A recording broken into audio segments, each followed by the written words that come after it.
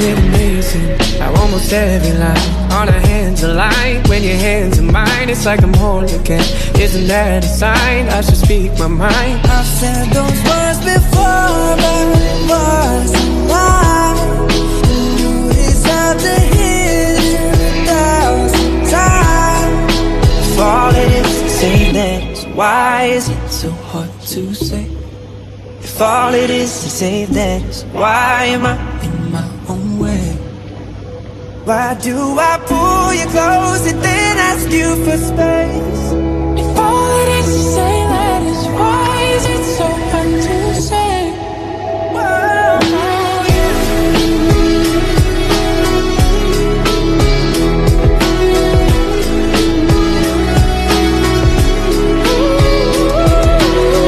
When I close my eyes, it's you there in my mind. When I close my eyes, if all it is to say that is, why is it so hard to say? Halo guys, kami dari kelompok 6 ingin membuat video mengenai judul Analisis Resiko Investasi Properti Komersial dan Residensial. Perkenalkan, nama saya Jenny Rezai dengan NIM 2210193. Nama saya Melisa Lubis dengan NIM 2210148. Saya juga ada dengan NIM 2210136. Saya Hernandi Syota dengan NIM 2210144. Saya Ardina Masya dengan NIM 22101. Saya dari dengan NIM 22101. Di sini saya akan menjelaskan tentang analisis resiko. Analisis resiko merupakan proses penting sebelum melakukan investasi properti, baik komersial maupun residensial. Memahami potensial resiko dapat membantu investor membuat keputusan yang lebih tepat dan meminimalkan kerugian. Berikut adalah beberapa faktor yang perlu dipertimbangkan dalam analisis resiko. Oke guys, sekarang kita akan masuk di bagian faktor pasar, yang dimana faktor pasar itu ada 4 bagian, yang dimana satu adalah fluktuasi, yang dimana fluktuasi harga properti itu adalah harga properti dapat naik atau turun karena berbagai faktor seperti kondisi ekonomi, suku bunga, dan permintaan pasar.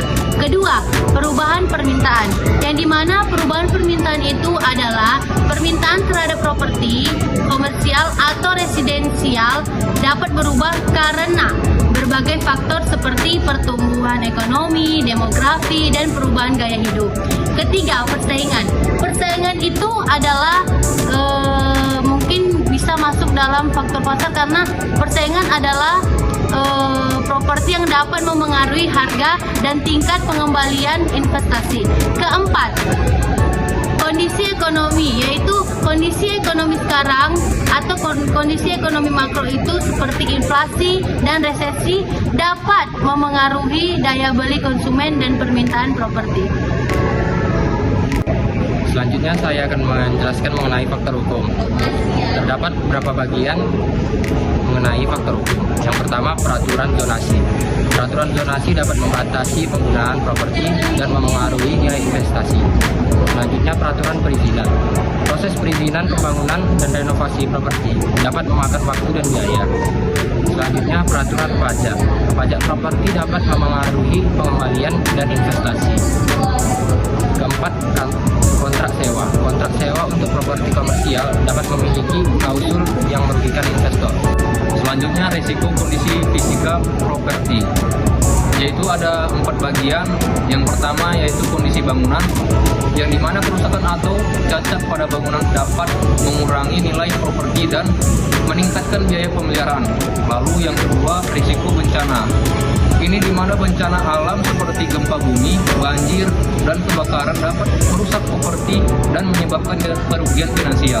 Lalu yang ketiga, adanya kesuangan, dan dimana ini properti yang tidak terawat atau ketinggalan zaman dapat menghilangkan nilai investasi. Lalu ada yang keempat, yang itu yang terakhir, biaya pemeliharaan, yang dimana biaya pemeliharaan untuk properti dapat menjadi beban yang signifikan signifikan bagi investor. Selanjutnya, perbedaan risiko properti komersial dan residensial. Nah, untuk properti komersial tersendiri itu memiliki keuntungan yang lebih besar, tetapi juga memiliki risiko yang lebih tinggi.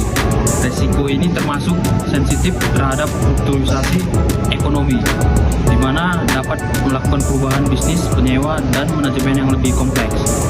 Nah, untuk properti residensial itu memiliki potensi keuntungan yang lebih stabil dan risiko yang lebih rendah. Risiko ini termasuk tingkat pengembalian investasi yang lebih rendah, biaya perbaikan tambahan jika disewakan rumah rusak, dan permintaan yang lebih sensitif terhadap kondisi ekonomi. Strategi mengelola risiko yang pertama, diversifikasi. Investasi di beberapa properti di lokasi yang berbeda dapat meminimalkan risiko. Yang kedua, riset mendalam. Lakukan riset yang mendalam tentang pasar hukum dan kondisi visi properti sebelum berinvestasi. Yang ketiga, manajemen properti yang efektif. Memilih pengelola properti yang berpengalaman dan terpercaya. Terus yang keempat, asuransi. Membeli asuransi untuk melindungi properti dari risiko bencana dan kerusakan. Kesimpulannya adalah analisis risiko merupakan langkah penting dalam investasi properti. Ini memahami potensi risiko dan menerapkan strategi manajemen risiko yang tepat dapat membantu investor meminimalkan kerugian dan meningkatkan peluang keberhasilan investasi. Kelompok 6, terima kasih.